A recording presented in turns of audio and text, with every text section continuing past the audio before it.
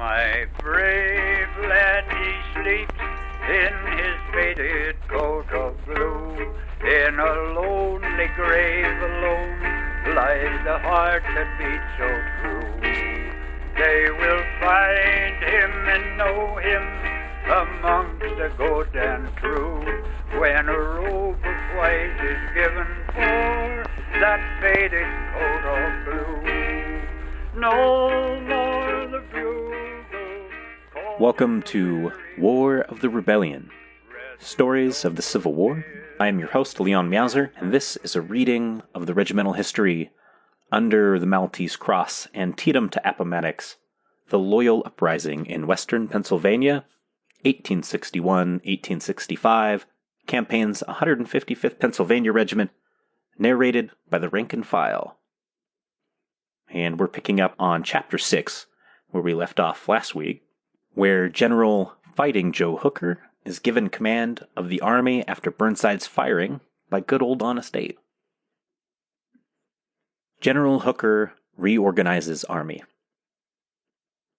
General Joseph Hooker had acquired, before his appointment, the reputation of being a most severe critic of all the previous generals commanding the Army of the Potomac, a fact which, in a letter communicating his appointment, President Lincoln referred to as being far from the cause of his appointment, and assuring him that it was in spite of his cavilling and harsh criticism of other commanders that he entrusted him with the command of the Army of the Potomac. It is to be doubted whether in history there is a parallel of a general accepting a promotion such as this, accompanied with the stern rebuke contained in this letter of the patient Lincoln.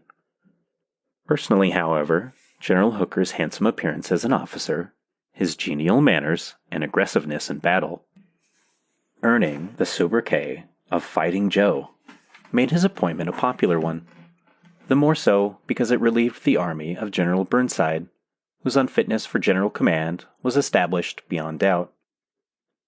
General Hooker's tact also serving him well, and aided materially in restoring confidence to the army, suffering from the demoralization of Burnside's demonstration. General Hooker's first move was to disband the organization of the grand divisions of the army made by his predecessor, and in their place restored the corps organizations and plan of army commands as maintained by General McClellan. This change also relieved the Fifth Corps of General Daniel Butterfield, who became Chief of Staff to General Hooker. General George G. Meade, destined to become so famous as the commander of the army at Gettysburg and at Appomattox with Grant, succeeded to the command of 5th Army Corps. Probably, however, no single act of Hooker's as the new commander did more to restore confidence and good spirits to the army than the increase of rations to be distributed to the rank and file of the army, and the substitution of baker's bread, and also fresh vegetable rations in camp in place of the irrepressible hardtack. As a consequence, Hooker's appearance in the camps on the march and at reviews was marked by the liveliest cheering and demonstrations, indicating the appreciation of the men of his command of his efforts to increase their comforts. During the weeks following his appointment and preparations of plans for the spring campaign, drillings, inspections, reviews, and target firing were resorted to daily, so that the army discipline was restored, and its tone and spirit was never better under any general who had previously commanded than it was when the orders to break camp were given by General Hooker on the 27th day of April, 1863, beginning the march to Chancellorsville. President reviews the army. President Lincoln, on April 7, 1863, visited General Hooker in the camps at Falmouth, where the winter quarters of the Army of the Potomac, on the north side of the Rappahannock, since the retreat from Fredericksburg had been. General Hooker made ample preparations to extend to the Potomac, on the occasion of his visit, a review of all the corps of the Army of the Potomac. It was conceded that the Army had reached the maximum efficiency and morale at this time, and the display on the occasion of this review by the President had never been surpassed by any similar event since the opening of the Civil War. Composing this grand army thus reviewed were commanders of distinction, several of whom afterwards fell in battle. At the head of the column, General John F. Reynolds, in command of the First Corps, rode with his staff in well-known colors and corps markers. General Hancock, styled by McClellan the Superb, followed with his staff at the head of the famous divisions and brigades of the Second Corps, containing the decimated columns of the regiments of the Irish Brigade, with General Thomas Francis Meagher at its head. Each regiment carrying the green flag of Old Ireland, side by side with the Stars and Stripes and Second Corps flags. The Third Corps, commanded by General Daniel E. Sickles, who, presenting a magnificent soldierly appearance, followed with his staff, the historic Excelsior Brigade, and the divisions Generals Whipple and Berry, who were destined so soon to fall in battle at Chancellorsville, made an imposing sight. The Fifth Corps was led by General George G. Meade, fresh from the wounds received at Antietam and the honor of leading the Pennsylvania reserves at Fredericksburg. This corps also contained the division commanded by General Charles Griffin. Also, the division of the United States Regulars, under command of General George Sykes, and the division of Pennsylvania regiments, led by the intrepid General A. Humphreys, in which the 155th, commanded by Colonel John H. Kane, was serving. The Sixth Corps followed next, commanded by General John Sedgwick, a veteran officer of the Mexican War, who had also won distinction on many battlefields of the Civil War. General O. Howard, with the empty sleeve recalling the loss of an arm in the Peninsula Campaign, with his staff, led the 11th Corps, in which were the divisions of German troops, commanded by General von Steinwehr, Schimmelpfennig, and Karl Schurz.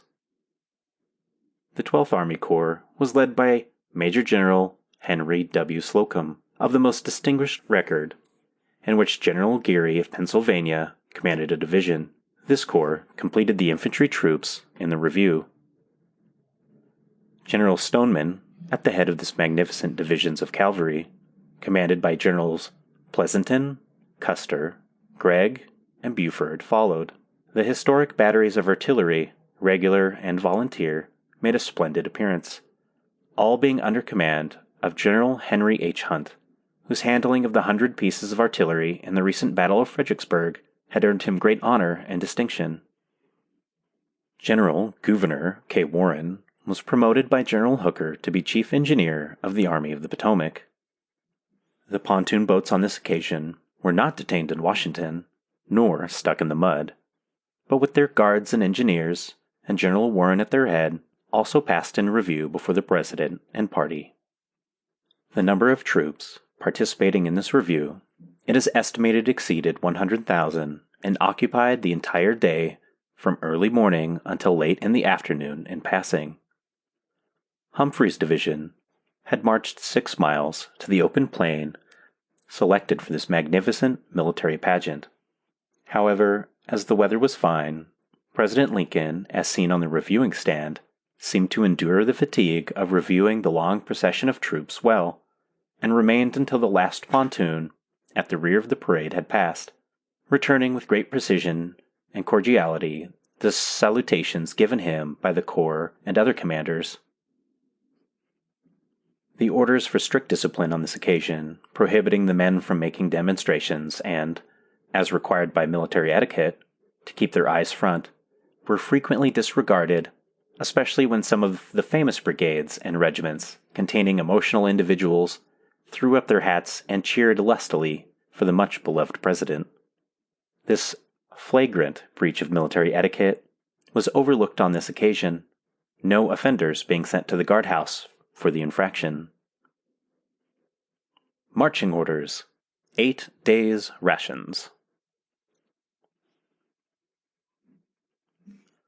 1 week later, the 26th of April, marching orders were issued by General Hooker to his army, together with the unusual direction that each soldier in the ranks should carry on his person 8 days' rations. On no previous campaign or march of the army were the men in the ranks required to carry more than 3 days' rations. This order in itself indicated a movement from the base of supplies and probability of hostilities lasting some days, and marches to points where the army wagons with supplies could not promptly follow. This gave rise to a great deal of conjecture as to the objective campaign about to be undertaken by General Hooker. The secret, however, was well guarded, and the soldiers in the ranks had to keep guessing as to the destination. The 155th bade farewell once more to Camp Humphreys, and just before the move was detailed for picket duty at Banks Ford on the Rappahannock. The relations with the enemy at this time were so friendly that conversations and exchanges of civilities were frequent, with the pickets on the opposite side of the Rappahannock, no shooting at each other being tolerated without previous notice. The left wing of the 155th, composed of 5 companies under the command of Lieutenant Colonel Kane, remained at Banks Ford, while the 5 other companies composing the right wing of the regiment, under command of Major Pearson, was assigned to picket duty at Kelly's Ford. Sergeant Major John H. Irwin remained for duty with the left wing, with Lieutenant Colonel Kane commanding at Banks Ford, and Major Pearson in command of the right wing detailed Private Charles F. McKenna of Company E as acting sergeant major of that wing. On this picket duty at these 2 fords, the regiment remained quite comfortable until April 27th, when the Irish Brigade, under General Meagher of the 2nd Corps, relieved both wings of the regiment from picket duty. General George G. Meade, the new 5th Corps commander with his staff, had visited the picket posts of the 155th Regiment at the fords named the day before the regiment was relieved by Meagher's men. General Meade and staff made observations with their field glasses to ascertain the positions of the enemy opposite and the situation of the forces across the Rappahannock. The regiment was returning to Camp Humphreys on being relieved from picket duty at the fords when it met the other divisions of the 5th Corps on the march, indicating the opening of the campaign for which the 8 days' rations had been issued. General Meade personally halted the 155th Regiment on its march to its old camp and directed the officers to have the regiment file off the road to the sides so as to allow the marching column of the troops to pass, and that when Humphreys' division reached the point where the regiment had halted, the latter should fall into the line and accompany it. The greeting of the other regiments of Humphreys' division to the 155th, halted on the roadside, was most cordial, and demonstrations of affection were particularly manifested by the 9 months' regiments on the march with whom the 155th had been associated ever since enlistment. The 5th Corps column marched past Hartwood Church April 28th. General Hooker and staff rode by close to where the 155th had halted in the columns, and his presence was greeted with cheering and shouts of 8 days' rations, which seemed to amuse the general very much, as he most courteously responded to the salutes of his men. The 28th and 29th were spent in marching to the point on the Rappahannock, where it was intended to cross over to give the enemy battle. The regiment, before starting on this campaign, had reached a high state of efficiency, being under the command of Lieutenant Colonel John H. Kane, who, in the battle and subsequent movements of the regiment, won the approbation of his superior officers and all the men of the regiment for his soldierly conduct. Crossing the Rappahannock and the Rapidan.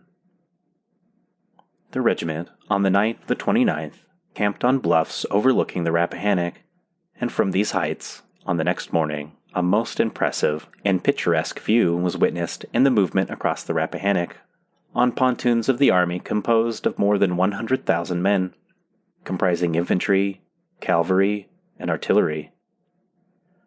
This, with miles of ammunition and headquarters wagons, presented a remarkable scene and one most impressive and interesting. It was dusk in the evening when it came the turn of Humphreys' division to cross on the pontoons. The soil on the south side of the Rappahannock, after this command had crossed, was found to be marshy and sandy and most difficult to travel over, and the wagon and pontoon trains could scarcely move on these roads. April 30th, 1863, Humphreys' division rose early and marched steadily, fording the Deep Creek, a stream knee-deep. After marching until late in the afternoon, the division reached the Rapidan River at Eli's Ford.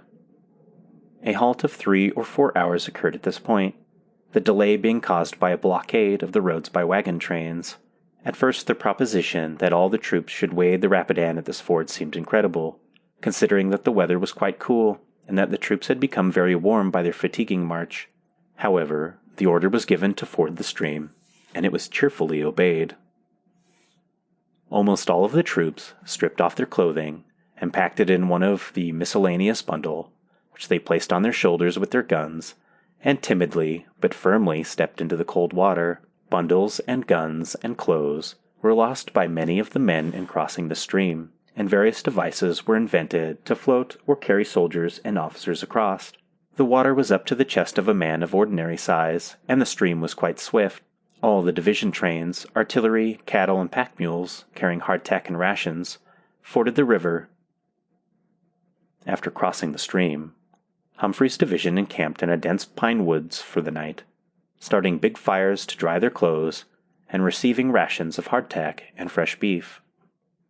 Friday, March 1st, 1863, after resuming the march early and passing through dense woods about 10 o'clock, Humphrey's division reached the open ground in the vicinity of what afterwards became famous and known as Chancellorsville. The division formed in line for inspection, during which a general order from General Joseph Hooker, commanding the Army of the Potomac, was read by the adjutants to the respective regiments of the division. The order congratulated the army on its successful series of marches of the last few days, and its great surprise to the enemy taken unaware, and promised the sure destruction of the enemy on his own soil. This order further declared that we had now got that enemy where he would have, to come from his strongholds and give us battle or ingloriously retreat. The order thus read inspired the men with additional confidence and affection for Hooker, and for the march had been a success and a total surprise to the enemy. After marching a few miles farther from this position, General Meade led Griffin's and Sykes' division of the 5th Corps to the roadside near the Chancellor House, and there formed a junction with the 2nd Army Corps under General Hancock, which had crossed the Rappahannock the night before at Banks Ford. Whilst halted here, an inspection of arms took place, and the command was ordered to load their guns. The bugle call sounded to resume the march. Many of the soldiers, from their excessive marching and the prospect of battle, threw away at this point their knapsacks and other impediments likely to become burdensome.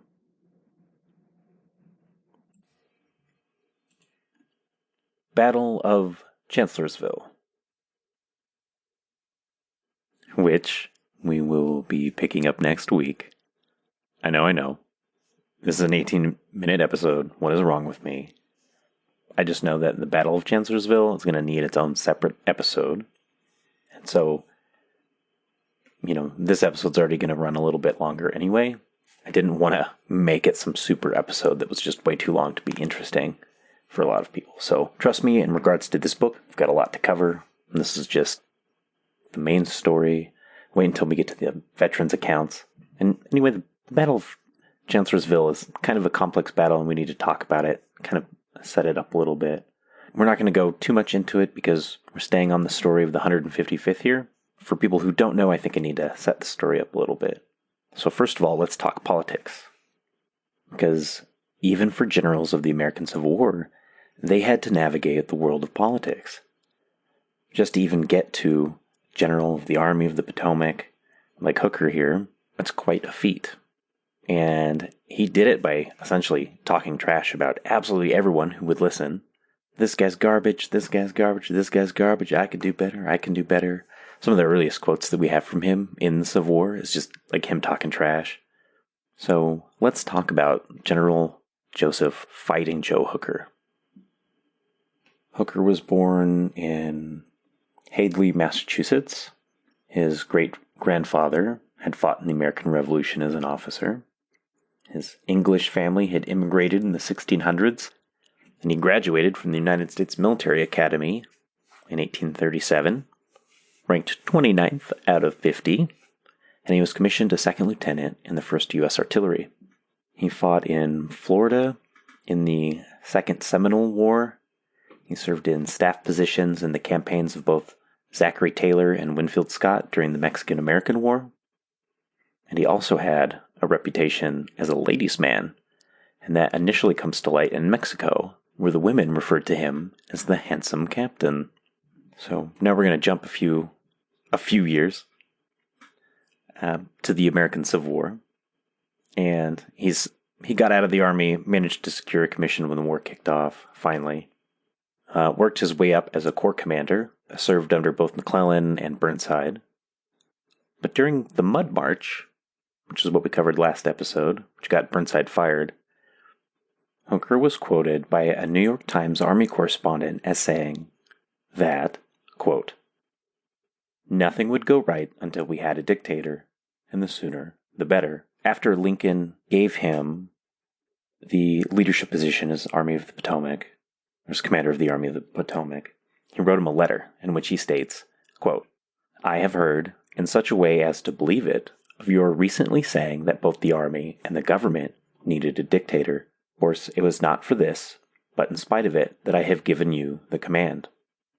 Only those generals who gain success can set up dictators. What I now ask of you is military success, and I will risk the dictatorship." Unquote. You ever think how scary this whole event must have been for Abraham Lincoln? Like, really? I don't think when he was running for president he was prepared for this, but that's what he ended up having to deal with, was generals telling them that they need to overthrow him and install themselves as dictators. But while we're talking about quotes with Hooker, I grabbed two more. And the first one is from Charles Francis Adams, who wrote in his autobiography, quote, "A noisy, low-toned intriguer, under whose influence Army headquarters was a place where no self-respecting man liked to go, and no decent woman could go. It was a combination of bar-room and brothel." Unquote.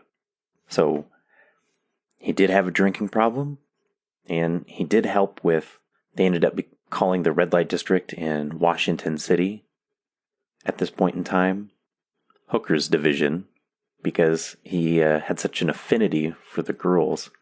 And I've got this other quote that's from William Tecumseh Sherman in April 1863, and this was written 2 weeks before the battle that we're about to talk about. Quote, "I know Hooker well, and tremble to think of his handling 100,000 men in the presence of Lee.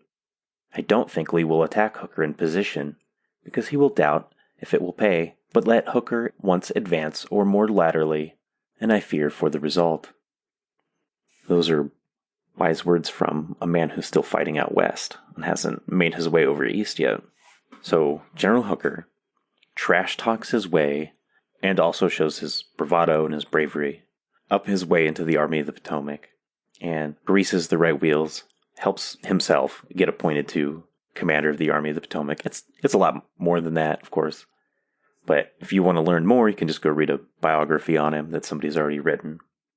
I mean, he's got whole websites and books and all sorts of stuff just dedicated to this guy. I'm going to go ahead and include a picture on my website, rebellionstories.com, along with all the other photos and parts that I've read for this episode, plus a few others. You can go and check them out. They'll have their own separate sections for a lot of them. A couple of others will be all together. So, this is the guy who's going to lead the Army of the Potomac. We'll find out how that works next episode. He's certainly a character, that's for sure. I mean, he's a good corps commander, so, everything should go according to plan. Some of the more minor stuff that I wrote down, when they talked about a review of all the corps operated together for Abraham Lincoln, I just wanted to meet Abraham Lincoln. Can you imagine him reviewing 100,000 men in splendid order on a flat plain? My goodness. Sometimes I feel like I've been robbed by history. And then again, I enjoy modern medicine, which I wouldn't have if I went back in time. But anyway, I've gone ahead and put up an artist wartime drawing of the parade, and you can check that out on my website. Now, let's talk about the setup to the campaign that the Army is taking.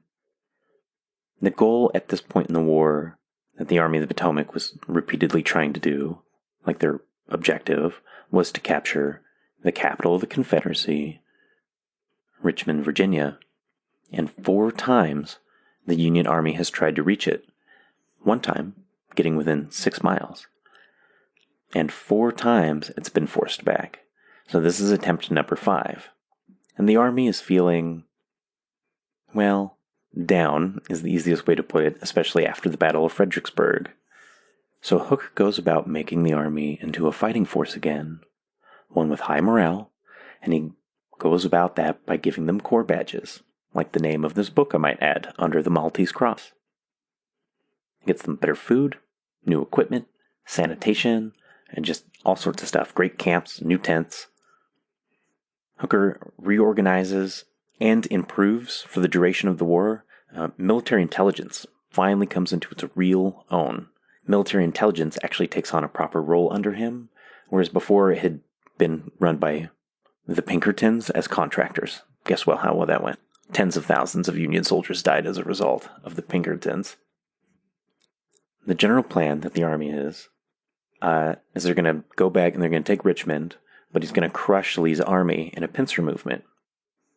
So Hooker devises a plan that he's going to take 10,000 cavalry under General Stoneman and run them around General Lee's rear, burning bridges and shooting things and cutting off lines of communication, while one force of men stays at Fredericksburg, and a smaller force also stays at the tents, confuse them, and even more men head east and cross the Rappahannock, essentially when General Lee and the Confederate Army isn't looking because they're too distracted by everything else that's going on.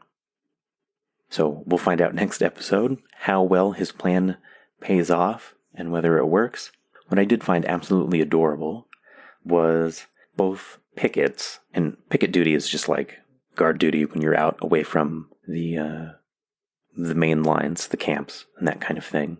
And you're essentially trying to make sure that the enemy doesn't surprise attack you, so you put men out on picket duty. But the fact that they went out and traded goods with each other and wouldn't shoot at each other, I find that adorable. Also, if you don't know what the Irish Brigade is, oh boy, do I have some links for you. Do they have a Wikipedia? Yeah, they do. They do. Of course they have a Wikipedia. Do they have websites dedicated to them? TV shows? Documentaries? Books? Yeah, they've got all of that. You could spend all day reading about the Irish Brigades that fought for the Union. As with all great things, when immigrants come to the United States, they always bring something amazing with them. And in this sense, there's a lot of music written in the American Civil War. The Irish could not stop writing music at this time. There are so many songs from the American Civil War that involve the Irish that they have their own compilation playlists on YouTube if you want to go look. I'm going to include one on my website, rebellionstories.com. You can come check it out. I'll have, or when you see the American and green flag of Ireland, click on that and it'll take you to everything that I'm going to have linked for you guys. It's a great read, very interesting. They get a bunch of Medal of Honors. They fight really well. But the music, the music is top notch, my friends. You'll enjoy it, I promise. But with that, my friends, I'm going to go ahead and call it a night because it's actually morning. I'm going to go ahead and wrap this up. We start the Battle of Chancellorsville next week. Finally be done with Chapter 6. And then after that, we'll be moving on to Chapter 7, which we're only halfway through the war at this point, and we are not anywhere close through even halfway through this book, so not even a quarter way, which is nuts. But, we've got a lot to cover. So with that, my friends, I will see you next week, and have a great one. And get vaccinated, just like Union and Confederate soldiers had to do. Bye-bye. They will find him and know him amongst the good and true, when a robe of white is given for that faded coat of blue. No more the bugle calls the weary one. Rest, noble spirit, in thy grave alone. They will find you and know you amongst the good and true, when a robe of white is given for that faded coat of blue. cried, give me water and just one little crumb, and my mother, she will bless you through all the years to come. Go tell my sweet sister, so gentle, good and true, that I'll meet her up in heaven in my faded coat of blue. No more the bugle calls the weary one. Rest, noble spirit, in thy grave alone. They will find you and know you amongst the good and true, when a robe of white is given for that faded coat of blue.